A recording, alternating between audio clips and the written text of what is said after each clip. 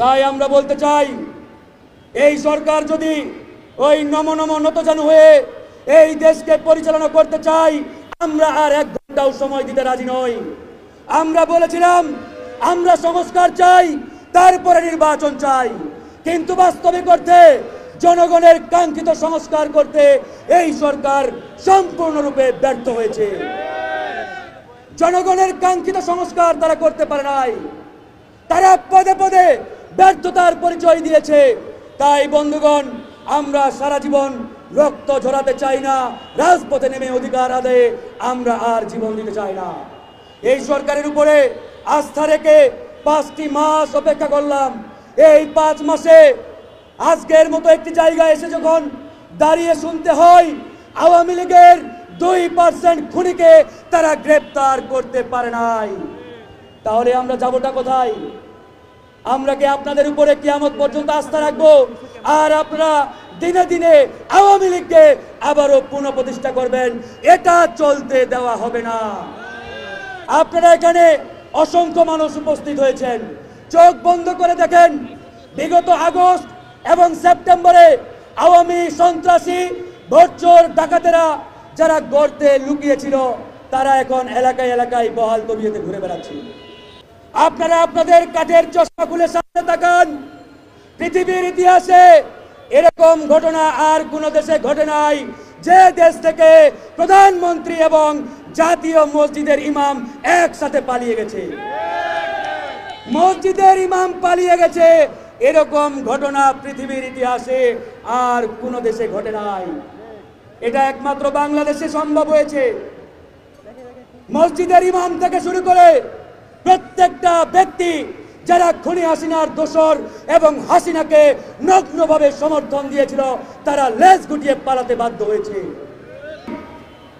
সে পালিয়ে ইন্ডিয়া গেছে, আর এখন জিগির আজকারে নাকি মশগুল, বলে বাকি জীবন আল্লাহ বিল্লাহ করে কাটাতে চায়, আর রাজনীতির মাঠে আসবো না ভাই।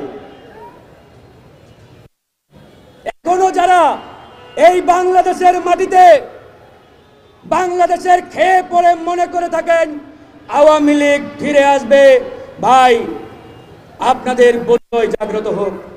আমরা রক্ত ঝরাতে চাই না, আমরা আর লড়াই করতে চাই না। তাই আমরা এই সরকারের প্রধান উপদেষ্টা ডক্টর মোহাম্মদ ইউনূসকে বলেছি, আওয়ামী লীগ এই মুহূর্তে আর কোনো রাজনৈতিক দল নয়, এটি একটি খুনি সন্ত্রাসী উগ্রবাদী সংগঠন। এই উগ্রবাদী সংগঠনকে বাংলাদেশ থেকে নিষিদ্ধ করতে হবে। কিন্তু এই নিষিদ্ধ করতে গিয়ে তারা নানান ছল চাতুরির আশ্রয় নিয়েছে, তারা এখানে ভেলকিবাজির আশ্রয় নিয়েছে। আমরা এরপরে বললাম আওয়ামী লীগের নিবন্ধন বাতিল করেন। তারা আওয়ামী লীগের নিবন্ধন বাতিল করতেও কাচুমুচু শুরু করেছি। আমরা আর প্রশ্রয় দেব না, আমরা বরদাস্ত করব না। আওয়ামী লীগ এবং ছাত্রলীগের প্রশ্নে আমরা সব সময় এক এবং ঐক্যবদ্ধ আছি।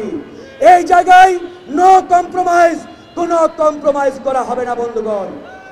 তাই গণ অধিকার পরিষদ টেকনাফ থেকে তেতুলিয়া সারা বাংলাদেশে আওয়াজ তুলেছে, আওয়ামী লীগের রাজনীতি এই বাংলার মাটিতে আর চলতে দেওয়া হবে না। জনগণকে হুমকি দিচ্ছে, জনগণের বুকে আবারও ছুরি চালানোর জন্য প্রস্তুতি নিচ্ছি। তার মানে এই সরকার ব্যর্থ, এই সরকারের স্বরাষ্ট্র মন্ত্রণালয় ব্যর্থ, এই সরকারের দায়িত্বশীল উপদেষ্টারা আজকে পদে পদে ব্যর্থতার পরিচয় দিচ্ছে।